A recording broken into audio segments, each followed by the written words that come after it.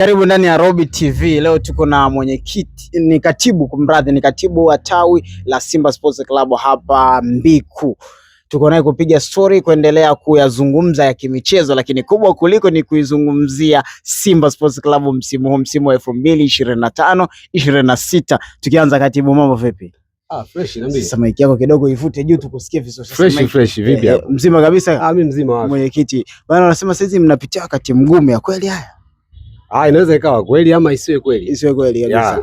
Bana, tazama kamera hapo, watu wakutazame bana. Tunataka tuizungumze follow up. Simba ilianza vizuri kwenye ligi kuu ya NBC ambako alishinda mechi zake 4, akaja kupoteza mchezo wake wa 5 na Azam, baadaye ukapoteza mechi 2 za kimataifa dhidi ya Stade Malien, ukapoteza na Petros di Luanda. Hapa Benjamin Mkapa ukaenda kule Mali ukapoteza. Hii kwanza, kama shabiki na mwanachama wa klabu ya Simba na cheo chako ulichonacho ndani ya klabu ya Simba, ndio inakupa taswira gani kuelekea msimu mwingine ambao baada ya AFCON tunakuja kwenye kinyang'anyiro kingine na safari kabla ya Mapinduzi Cup ambayo imetangazwa jana?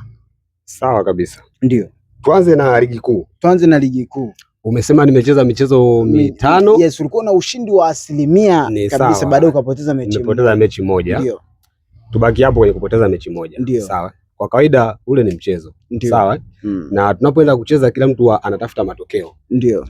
Hasa matokeo chanya ya kushinda. Ndiyo. Hayo mambo ya mpira sio matokeo matatu, sare, sio nini, hivyo ni vitu ambavyo vinatokea baadaye, lakini issue ni ushindi. Ndio. Sawa. Kwa kucheza michezo 5 nikapoteza mmoja. Ndio. Bado sijaanguka kusema kwamba mimi tena nikate tamaa eti sitaweza kusonga mbele ama siwezi tena kuingia kwenye kupambania kombe. Mimi bado najihesabu bingwa. Ndio. Wa ligi kuu. Bado najihesabu bingwa wa ligi kuu. Yanga alipoteza alama 2 kwenye sare yake aliyopata Mbeya City, kama unaikumbuka vizuri. Wewe umepoteza alama 3.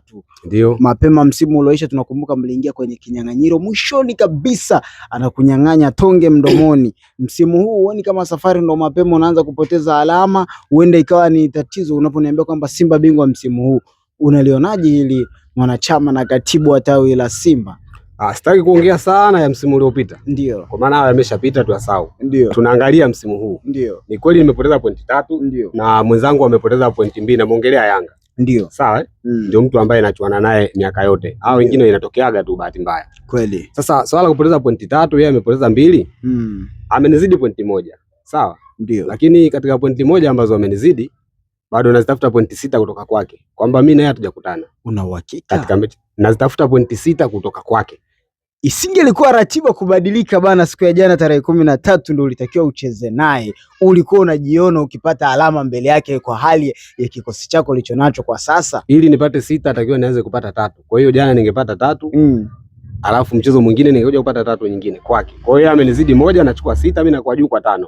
Kuna mtu labda anahitaji matumaini au na imani, unaweza kumpa imani kwamba Simba na uwezo tutakaporudi baada ya AFCON, kuna matumaini wakati akiona kama mwanga umefifia baada ya mechi 2 kupoteza za group stage, na unaporudi na mechi dhidi ya Esperance de Tunis, uoni kama kuna mtu unaweza kumpa moyo akiona kama amekata tamaa fulani, kabla tujaje sasa kwenye vuguvugu linaloendelea ndani ya klabu? Ukiwa mwana Simba wa kweli na ukiwa mwana michezo, yani ni mtu wa mpira, ukiacha ile ubabaishaji, si mashabiki maandazi, sawa? Kwa Simba kupoteza mechi 2, uwezi ukasema kwamba Simba unamtoa kwenda robo finali na kuendelea mbele, sawa? Hata kama angekuwa amepoteza mechi 2 zote kwa Mkapa, lakini ule ni mpira. Uwezi kuongea kwamba tumemtoa eti kwa sababu mechi moja amepoteza kwa Mkapa, moja amepoteza wapi? Ugenini. Kwenye mpira lolote linawezekana. Kwa sababu kama Simba amepoteza nyumbani kwake, kwa hiyo inawezekana mwingine naye akapoteza nyumbani kwake, ambapo Simba naye atakuwa mgeni. Utakuwa unanielewa sijui? Bana, hapo tu unataka kutupa hesabu za msimu uliopita kwamba ulitoa kwa Vipers ukachukua pointi, ukaenda kwao ukachukua pointi, lakini msimu huu maisha yamebadilika. Unamhakikishia mtu kwamba unawaka kwenda kwa Esperance de Tunis ukachukua alama, ukarudi hapo ukachukua alama, baadaye ukaenda kwa Petros de Luanda ukachukua alama, ukamsubiri Stade Malien ukamaliza naye hapa, ukaenda hatua ya robo finali. Yaani kinachobadilika ni majina ya watu, lakini viwanja ni vile vile, ukubwa ni ule ule na mpira ni ule ule. Kwa hiyo huu unaweza kumgeuza kwamba ule msimu 2022-23 unataka kufanya na huu, linawezekana kweli mnyama kumuona hatua ya robo finali msimu huu wa klabu bingwa? Hilo ni jambo ambalo linawezekana na alipo kwa 99%. Kwa imani ipi hapo? Twende kwa imani ipi? Ni football inaongea, kwa sababu mimi sioni shida kwenye timu yangu. Sawa? Ile ni mistake imetokea, tumefungwa pamoja na mistake nyingine tumeenda kufungwa kule ugenini. Pamoja kwa wanasema kwamba michezo hii kila mtu anategemea sana nyumbani kwake, lakini ndio sina imani hiyo. Mimi sio muumini wa hilo swala, kwa sababu tumeshashinda mara nyingi sana ugenini. Mara nyingi sana, kwa tushamfunga AS Vita kwake, tushafunga wale si Plateau kwake, tushafunga msimu huu pia tumeshinda ugenini. Kwa hiyo ni jambo ambalo linawezekana kwa Simba kufunga Esperance kwake na kuja kumfunga nyumbani. Kwa hiyo sita zetu anazo yeye. Watu wanakutazama bana, rudia hapo kwamba unaweza kuchukua point kwa Esperance de Tunis kwake na hapa. Pointi zetu sisi za kusonga mbele kwenda robo finali zipo kwa Esperance, sio mtu mwingine. Kwamba tumemkosa 6 tutachukua 4. Hii ni uhakika, shika. Kwamba tumekosa 6 tutachukua 4. Mmekosa 6 tutachukua 4. Pointi zetu za sisi kwenda robo zipo kwa Esperance de Tunis. Hao wengine watafuata kutuchangia wakati tumeshazichukua kwake. Una imani kwamba msimu unaokuja, kwa sababu ili tuione Simba ni mwaka wa 2026 tukiwa tumemaliza 2025, lakini msimu ni huo mmoja. Imani yako ni ipo wapi? Imani yangu kwa upande gani? Kuanzia ligi ya ndani mpaka kimataifa. Ligi ya ndani najihesabu bingwa, nilishakwambia mapema. Ndio hiyo kimataifa, ndio hatua inayofuata kutoka hapa ni robo naenda, ndio naangalia nitapangiwa na nani nusu na nitakuwa katika hali gani, lakini pia napambana niende mpaka fainali. Bana, turudi sasa, kabla tujalizungumzia la tarehe 30 ya mwezi wa 11, tunaanza na hili la kwanza. Ulipofungwa na Stade Malien 2-0, jioni yake kocha ambaye alikuwepo anasimama kama meneja Dimitri Pantev alifungashiwa virago. Baada ya kufungwa na Azam katika uwanja wa Benjamin Mkapa 2-0, watu wakaanza kumlilia Selemani Matola anatakiwa aondoke. Sasa natamani tuanze kwa Dimitri Pantev kwanza, kabla, maana ni muda mrefu. Tuanze kwa Dimitri Pantev kabla tuje kumzungumzia Selemani Matola. Kumradhi, nataka nikuulize, ilikuwa sahihi Simba kumfungashia virago meneja kama mwanachama lakini shabiki wa klabu ya Simba? Kwanza kabla hatujafika kwa Pantev, naomba nirudishe kumbukumbu. Ndio. Umeniambia hao yametokea baada ya Simba kufungwa 2-0 na Stade, yani kufungwa na Stade Malien 2-1.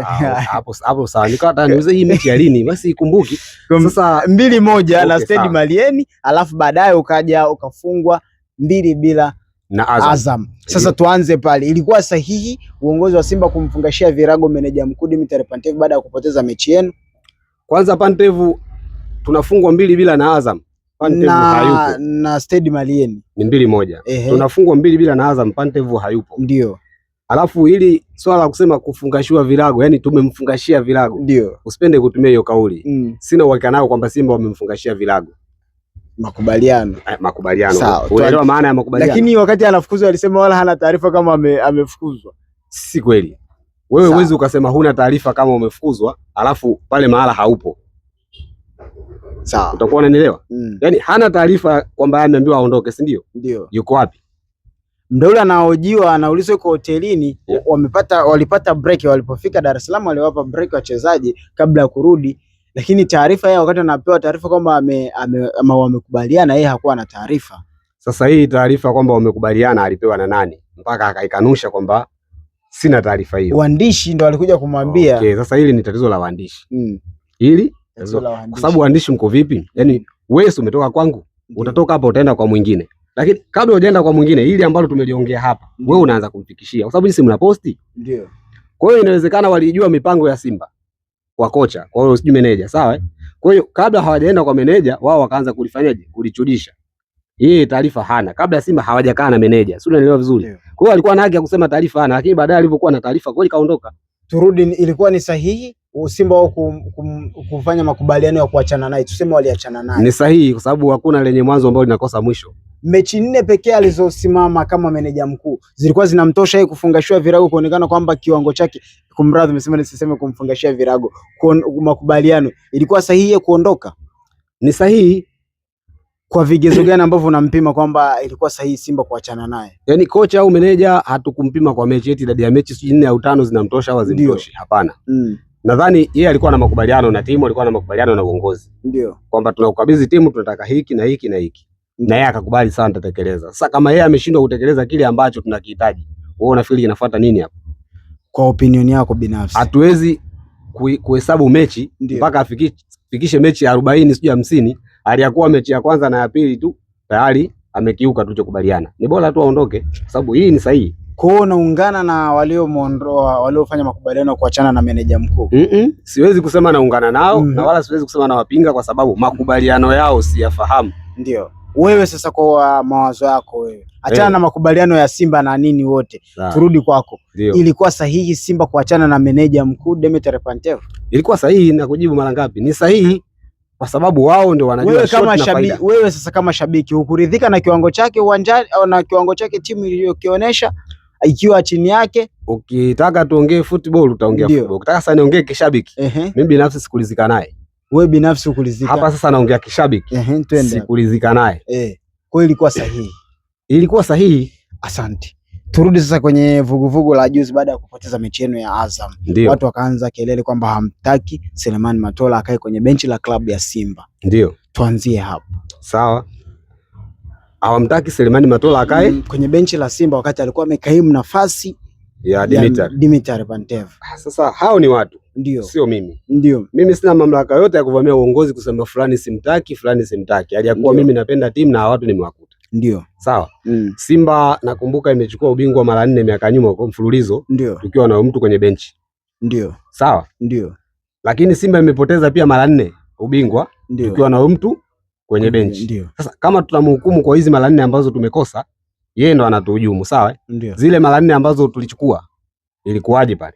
Ina maana ukiwa mwana Simba na ukiwa mwana sport hauwezi kuongea hivyo vitu eti sijui fulani aondoke, sijui fulani aondoke. Sawa, akiondoka anakuja nani? Wewe unamleta nani? Wewe sababu upo huku mtaani, wewe mshabiki. Ndio. Matola pale atoke, sawa, timu tumpe nani? Mbona hatupi majina ya watu ambao wanahitaji wakae pale? Mtu anaweza kana nauliza kwa nini wote wanaofanya kazi na Matola sasa hivi wanakuambia Selemani Matola amefanya kazi na makocha takriban 9 ndio akiwepo pale kwenye benchi, wote wanaondoka lakini yeye anasalia, kwamba yeye hahusiki na chochote. Kwa nini yeye anaendelea kubaki? Mtu anaweza kana na swali la logic kama hilo. Wewe kuuliza swali la logic kama hilo, kwa nini wale wote wanaondoka yeye anaendelea kusalia kwenye benchi? Unajua katika masuala ya mpira kila kitu kina mikataba Ndio. Hata wachezaji unaona wanakuja kwa mikataba. Makocha sio wanakuwa kwa mikataba. Wewe mkataba wa Selemani Matola na Simba unaofahamu, unasemaje? Wengi hawaufahamu. Sasa kama wale wana makubaliano ya milele, mkataba unasema hivyo, utamtoa kwa sababu ipi? Unaweza kumtoa? Kwenye football kuna mkataba kwamba Selemani Matola amevidumu yeye kwamba akae milele pale. Umesema miaka 9, yani makocha 9 ambao wamepita na Matola. Ndio. Kama ana mkataba labda wa miaka 15 na Simba au makocha ndani ya Simba au makocha 9 kwenye miaka 15 imekamilika. Wewe kwenye upande wako kama mwanachama na shabiki wa klabu ya Simba, ni wakati sahihi wa Matola kukabidhiwa timu au aondoke aje mtu mwingine? Ukisema aondoke unakosea. Matola ni Mtanzania, aende wapi? Anaiacha klabu ya Simba. Matola ni mwana Simba, aende wapi? Aiache Simba. Matola ni kiungo bora wa msimu huu Simba, anakuwa Simba mpaka anacheza Simba mpaka sasa hivi anakuwa kocha. Yuko yani wewe ni mwanafamilia. Sasa unaposema aondoke, uone ni sahihi yeye kupisha sasa kwenye mamlaka ya timu na kuachia watu wengine? Kama nani wako? Kama nani? Ina maana wengine watakao kuja kama kocha mpya ambaye kwa sasa ni mchakato, kabla sijaenda huko. Waliomweka Matola na ndio hao wanaotafuta watu wengine. Wao wanaona Matola anafaa kuendelea kuwepo pale. Sasa mwingine wa nini? Wewe unamwona Matola aendelee kuwepo pale?